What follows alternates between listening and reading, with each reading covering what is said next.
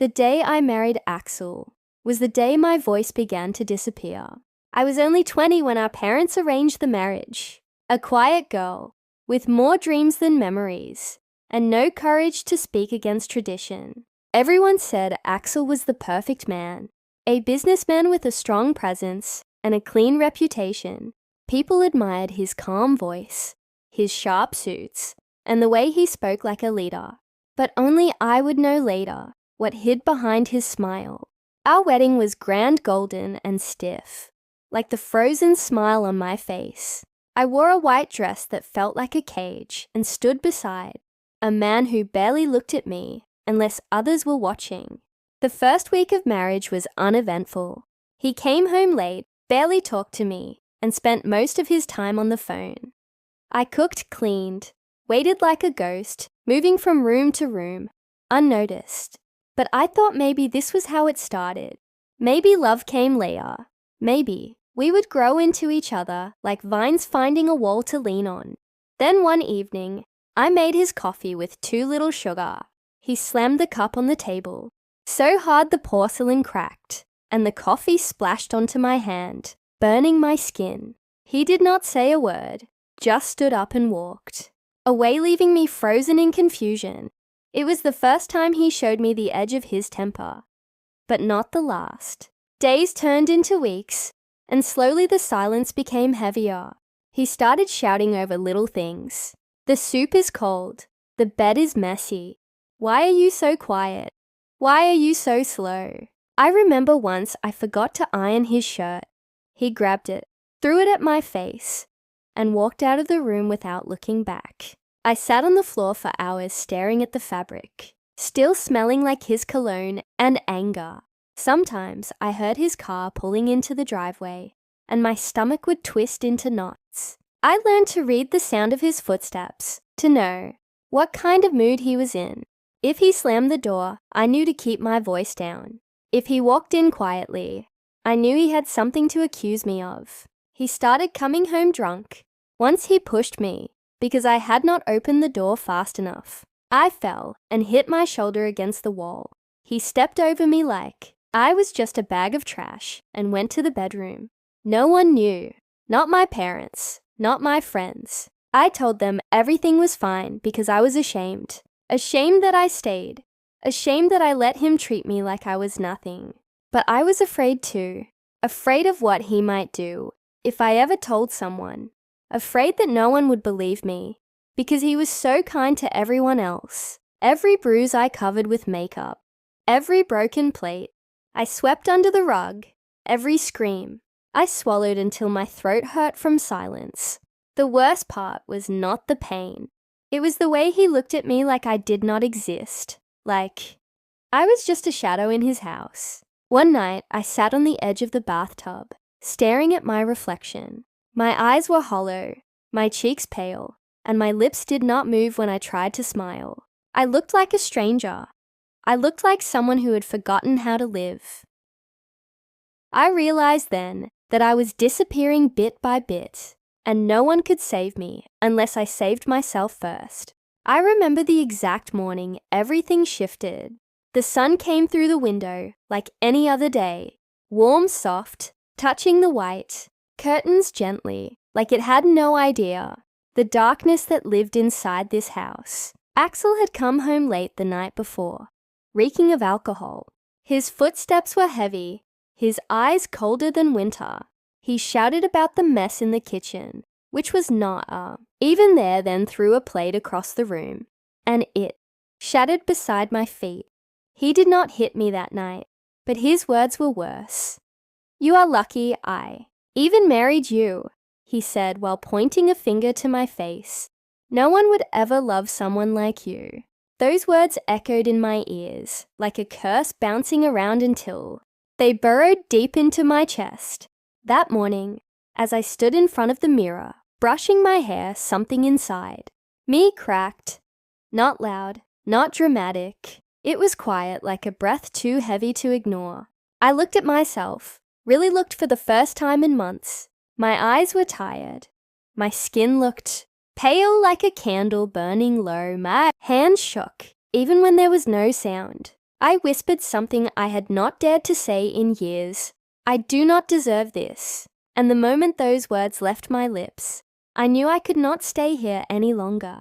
That day, I walked to the park near our house and sat on the same bench I used to visit before marriage, when life still held promise. I closed my eyes and remembered who I used to be. I used to dream of becoming a teacher. I used to write poems. I used to laugh without fear of who might hear me. Where had that girl gone? Buried beneath his fists, his anger, his control. I spent the whole day there, thinking, planning, breathing for the first time in so long. When I returned home that evening, Axel was not there. I took the opportunity to pack a small bag, only the essentials, a few clothes, my ID, my certificates, and an old photo of my parents holding me with love in their eyes. That night I did not sleep. I stayed awake on the floor next to the door, listening for his arrival. My heart beat faster every time. A car passed outside, but he never came. And when the morning light arrived, I left the house with that small bag and a silent prayer in my chest. I went to my cousin Alina's house without calling ahead. When she opened the door and saw me standing there, her eyes filled with concern. "I am sorry," I said. "I just need a few days." She hugged me without asking questions, and for the first time in years, I felt human again. I stayed in her guest room, cried into the pillow every night, and began searching for a lawyer the very next morning. I was not going back. I was done being silent, done being afraid. I had finally opened my eyes, and there was no closing them again. The hardest part of leaving was not walking out the door. It was the days that followed. I thought escaping the house would feel like freedom, but it felt more like standing on a cliff with no map, just wind and fear, and the sound of my own heart reminding me I was still alive. Alina let me stay as long as I needed. Her kindness was like a warm blanket. I did not know. I had missed so much simple care, a home without yelling, a place where silence did not mean danger. I searched for lawyers online, scrolling through names and reviews until my eyes hurt. I did not have much money, but I was willing to trade comfort for courage. After 3 days, I found someone willing to help, a woman named Clara, who ran a legal center for women like me, women who had been bruised not just in body, but in soul.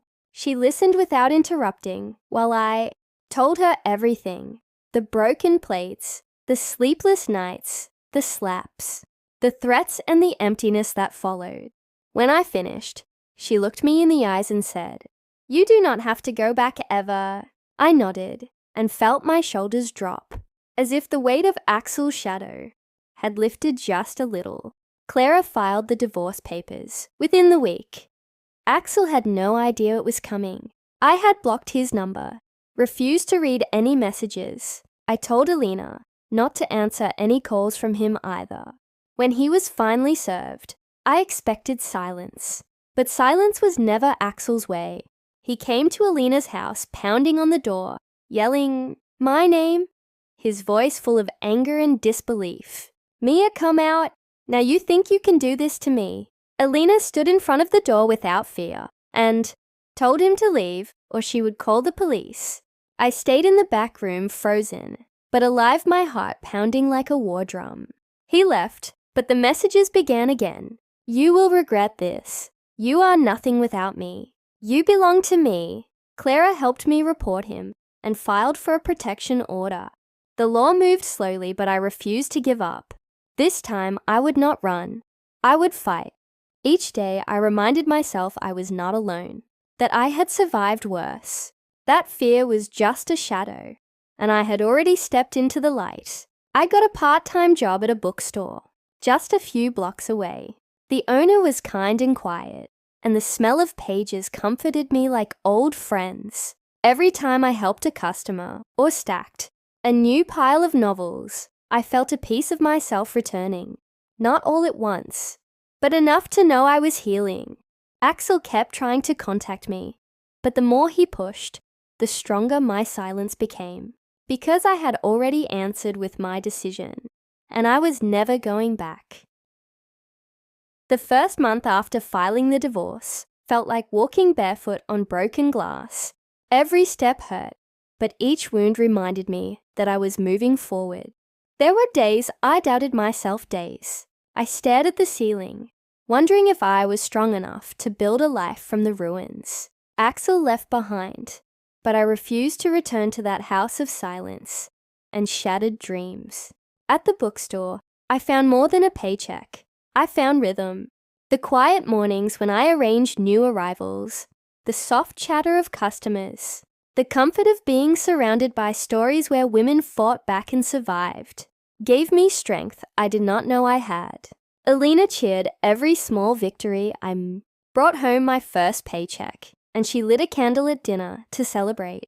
Even though we were just eating soup and bread, "You smiled more today," she said, and I realized I had started sleeping without waking from nightmares. I had started eating without forcing it. Had started looking into mirrors without flinching. I even found a journal and began writing again, spilling every memory, every scar, every dream that had been locked away inside me for too long. My words did not rhyme, and sometimes my hand shook, but each line was mine. Axel's threats slowly faded into background noise. Clara made sure the protection order held firm, and he knew better than to come near again. Sometimes I would see his name pop up in my email junk folder, a pathetic attempt to claw back control with empty promises and guilt, but I never replied. The old me might have hesitated, but the new me had no room left for chains. I began volunteering at the same center Clara worked at. Sitting in that small room with other women, I saw my own story reflected in their eyes, and every time I shared a piece of what I had endured, I felt lighter. Pain, when shared, lost its power. I started helping one woman named Rena, a mother of two who had fled with nothing but a backpack and her children. She reminded me of myself, scared, but still standing. We talked every Thursday, and I watched her transform, like a flower blooming in slow motion. The healing was not perfect. Some nights I still cried from memories I could not erase, but I no longer cried from fear. Only release. For the first time since my wedding day, I felt free not just from Axel, but from the version of me who thought pain was love and silence was strength. I was learning to speak again, not with words, but with choices, and I chose to live. News travels faster than silence. One afternoon, while organizing the biography section at the bookstore, I overheard two women talking near the counter. "Did you hear about that businessman, Axel? He lost a big contract last week. Something about domestic allegations." I froze behind the shelf, a book in my hand, and my breath caught halfway. Axel was losing control of the story. The mask he wore in public, the one made of charm and cold smiles, was finally cracking. Clara later confirmed it quietly, over tea at the center. Someone must have leaked the case to a client, and it spread like fire across his network. He had built his image on power, on clean suits, and social appearances. But no one wanted to be associated with abuse, not in business, not in life. His company began bleeding money. Clients pulled back, investors withdrew, and people who once shook his hand now avoided him. I heard he blamed me, told anyone who would listen that I ruined his life, that I was bitter and dramatic and unstable. But no one listened for long. Truth has a voice that grows louder the longer it is silenced. He tried to fix his reputation, posting smiling pictures with staged captions, pretending everything was fine, but the emptiness in his eyes betrayed the truth. Meanwhile, my life moved forward. I had enrolled in evening classes at a local college, finally returning to the dream I had once buried beneath fear. I wanted to become a counselor for women like me, and Clara helped me choose the right path. Alina drove me to my first class and hugged me like a proud sister. "You are rewriting your story," she whispered, and I felt that in my bones. At the bookstore, my manager offered me more hours, and trusted me with new responsibilities. You are calm, focused, dependable. He said words I had not heard in years. Every compliment felt like sunlight warming the frozen parts of my heart. Rena, the woman I had been mentoring, found a job and moved into her own apartment with her children. She cried when she hugged me goodbye and thanked me for believing in her when no one else did. I cried too, but this time the tears were not from pain. They were from joy, from becoming someone who could give hope. One evening, as I walked home through the quiet streets, the wind soft and the trees glowing under the streetlights, I realized something had shifted. I no longer thought about Axel every day. He was becoming what he always feared, irrelevant. One Friday morning, as I walked into the bookstore, my manager waved me over with a letter in his hand. "This came for you," he said, smiling strangely. "I think you should open it now." My hands trembled as I unfolded the envelope. Inside was an invitation written in soft gold ink from a women's empowerment conference in the city. The organizers had heard about my work with the shelter through Clara and wanted me to speak on a panel about survival and rebuilding. For a moment, I just stared at the paper, unable to breathe. Me? They wanted me to speak in front of people about what I had been through, about the darkness I had crawled out of. My first instinct was fear. What if I broke down in front of them? What if I was not strong enough to put my story into words in front of strangers? But then I remembered how I used to tremble, just asking for help. And now here I was, being asked to give it. I accepted the invitation before fear could change my mind. The following week was a whirlwind of nerves and preparation. Clara helped me write my speech. Elena helped me pick out an outfit and reminded me that courage did not mean being unafraid. It meant standing anyway. The day of the event, the hall was filled with women, some survivors, some supporters, all carrying stories in their eyes. When I stepped onto the stage, the lights felt too bright and the microphone too heavy. But then I looked at them, saw their waiting faces, and something inside me calmed.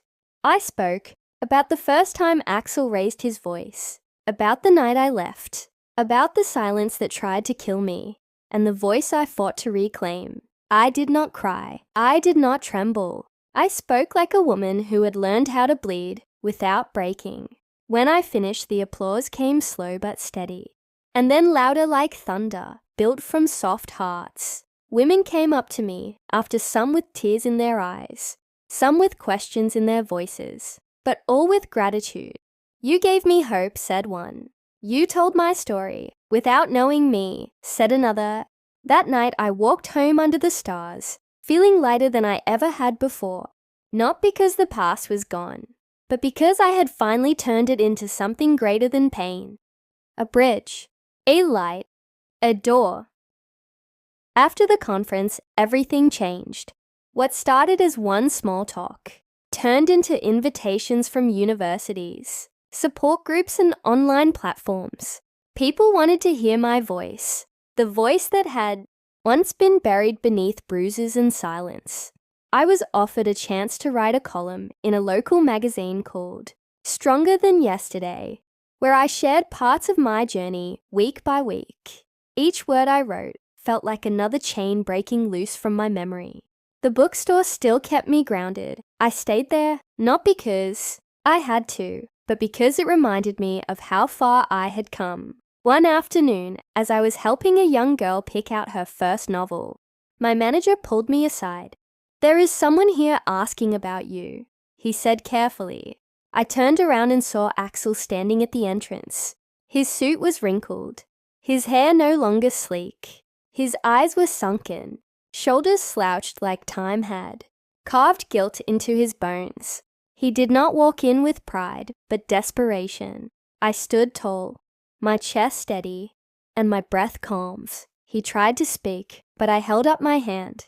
"You do not belong here." He looked around at the shelves, as if hoping the past would open a door for him.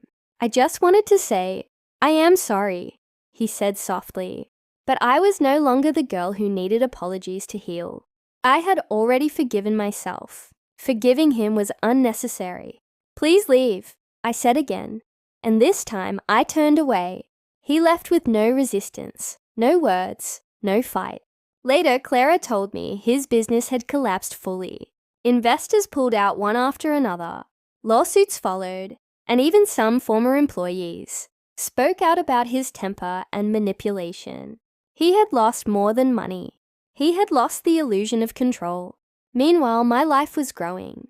I was offered a full scholarship to complete my degree in psychology with a focus on trauma recovery.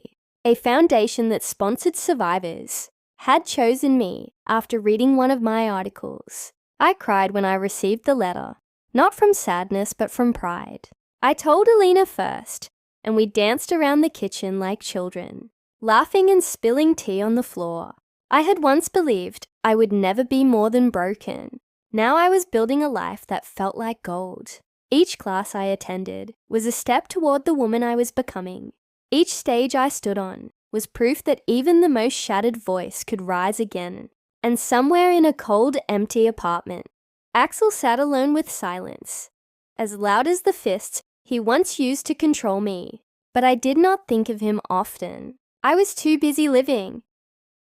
Graduation day came with sunlight and quiet tears. I stood among hundreds of students dressed in the same, black robes and caps, but I felt like I was flying higher than anyone around me. My name was called, and I walked across the stage with my chin raised and my steps firm.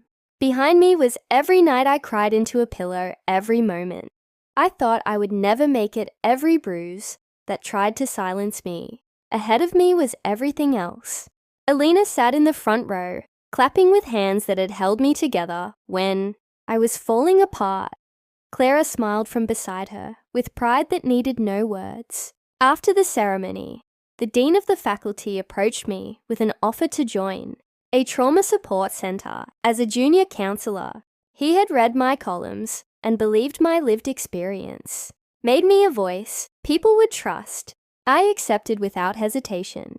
My first session at the center was with a teenage girl named Lani, quiet and nervous her, eyes always focused on the floor.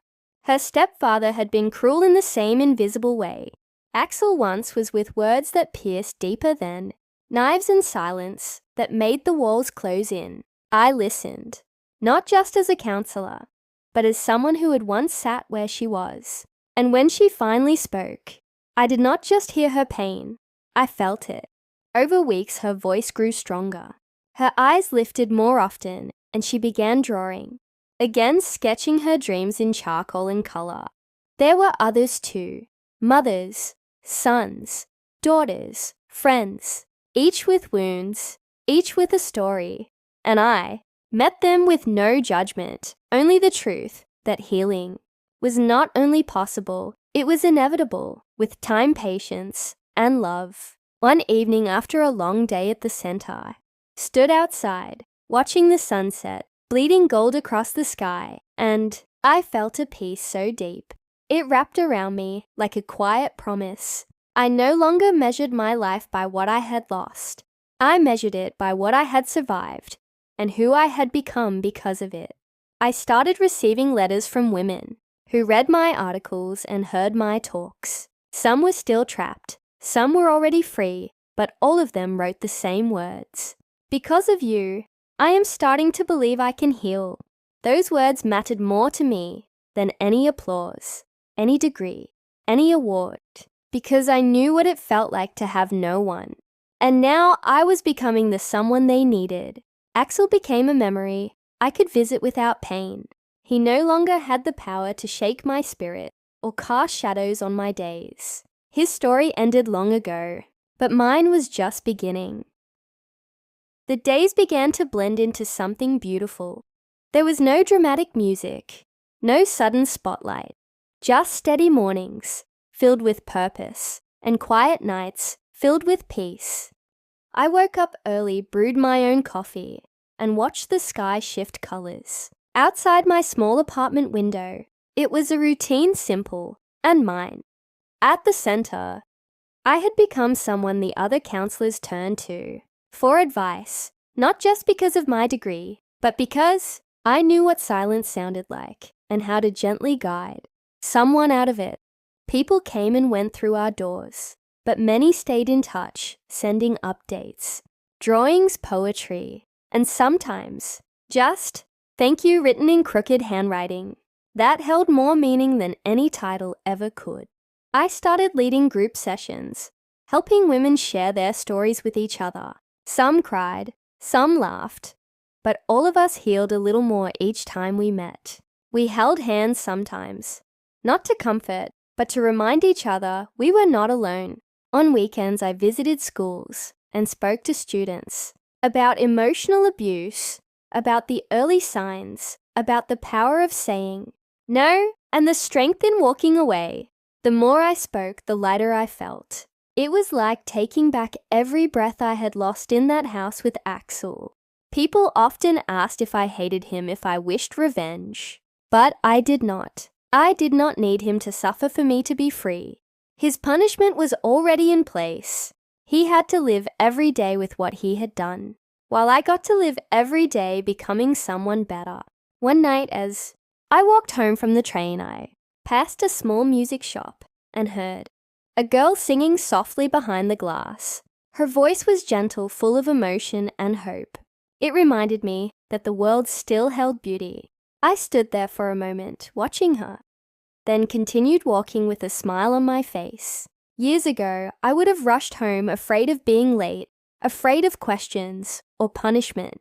Now there was no fear waiting for me at the door. Only light, only peace, only the echo of my own voice, reminding me that I had survived. And that was the greatest victory of all. Years passed, like pages turning in a book. Not every day was perfect, but every day was mine.